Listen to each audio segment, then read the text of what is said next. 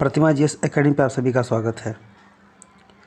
दोस्तों, आज का प्रश्न है, विभिन्न राज्यों एवं क्षेत्रों के मध्य विद्यमान आर्थिक विषमता राष्ट्रीय अखंडता के लिए विनाशकारी हो सकता है। बताइए कि कैसे स्वतंत्रता के पश्चात भारत ने अंतर क्षेत्रीय विषमता को कम करने के लिए प्रयास किया है।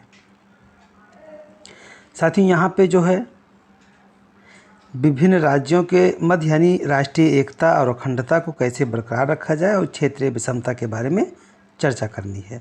आप लोग लाइक करें, शेयर करें और जिन दोस्तों ने अभी तक हमारे चैनल को सब्सक्राइब नहीं किया वो सब्सक्राइब कर लें। तो शुरू करते हैं। अंतर क्षेत्रीय विषमता का अर्थ देश के विभिन्न भौगोलिक क्षेत्रों में आर्थिक विकास और अवसंरचनात्मक विकास के मध्य विद्यमान विषमता से है, जिसके लिए प्रति व्यक्ति आय, शहरी जनसंख्या का प्रतिशत, अवसंरचनात्मक विकास, मातृ मृत्यु दर, शिशु मृत्यु दर, कुपोषण आदि संकेतकों का प्रयोग किया जाता है। यानी कि जहाँ पे विकास संभव है और जहाँ पर विकास नहीं हो पाया है उसके मध्य जो विषमता है, अंतर क्षेत्रीय विषमता, जैसे बुंदेलखंड में विकास कम हो पाया है, पश्चिमी उत्तर प्रदेश में विकास ज़्यादा हुआ है, तो ऐसी जो विषमताएं हैं वो किस वजह से हैं, क्या कारण है, तो उस पर चर्चा करनी है। प्रारंभ से ही केंद्र सरकार ने अंतर क्षेत्रीय आर्थिक विषमता को कम करने के लिए कई प्रयास किए हैं। जैसे वित्त आयोग का गठन किया गया, इस समय 15वां वित्त आयोग चल रहा है। 14वें वित्त आयोग ने 42% जो है राजस्व राज्यों को देने की बात कही थी, वही 15वें वित्त आयोग ने 41% देने की बात कही, क्योंकि कोविड का प्रकोप था। तो वित्त आयोग के गठन करके विषमता को दूर करने की बात कही गई। बैंकों का राष्ट्रीयकरण एवं बैंकिंग नेटवर्क का विकास किया गया, जिससे कि सतत विकास को ध्यान में रख करके लोगों को ऋण प्राप्त हो सके और जो छोटे कद के छोटे समुदाय के लोग हैं या किसान वर्ग है, मजदूर वर्ग हैं, कुटीर उद्योग वर्ग है, उनका विकास किया जा सके।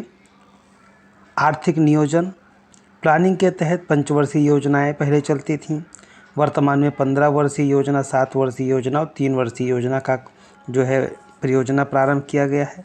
तो ये आर्थिक नियोजन जो है, आर्थिक प्लानिंग जो है, इसके माध्यम से भी क्षेत्रीय विषमता को कम करने की बात की गई है।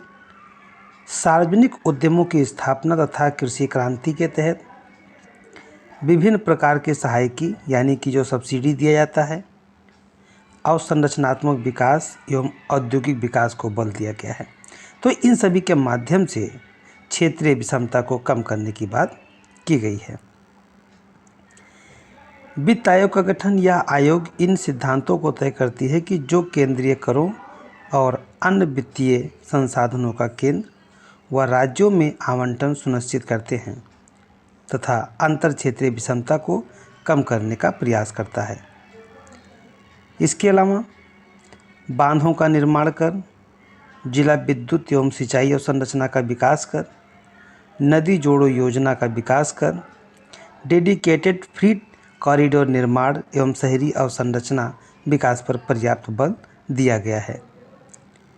उपरोक्त उपायों के साथ साथ भारत सरकार वर्तमान समय में कई अन्य प्रयास किए हैं, जैसे वित्तीय समावेशन, वही जो बैंकिंग सुविधा के लेकर जनधन योजना कई प्रकार चलाए गए, तो उसे वित्तीय समावेशन के अंतर्गत रखा गया। आकांक्षी जिला कार्यक्रम, ग्राम उद्योग उन्नयन, कृषि विकास, प्रौद्योगिकी विकास, स्वच्छता कार्यक्रम तथा आधारभूत अवसंरचना विकास हेतु अनेक कार्य कर रही है, जिसका लक्ष्य देश में अंतर क्षेत्रीय विषमता को कम कर समावेशी विकास के लक्ष्य की पूर्ति प्राप्त कर सुनिश्चित करना है। साथियों, जब कहीं भी क्षेत्रीय विषमता या आर्थिक विकास की बात आए, जो छोटी छोटी योजनाएं हैं वो इसमें महत्वपूर्ण रोल अदा करती हैं। धन्यवाद। जय हिंद, जय भारत।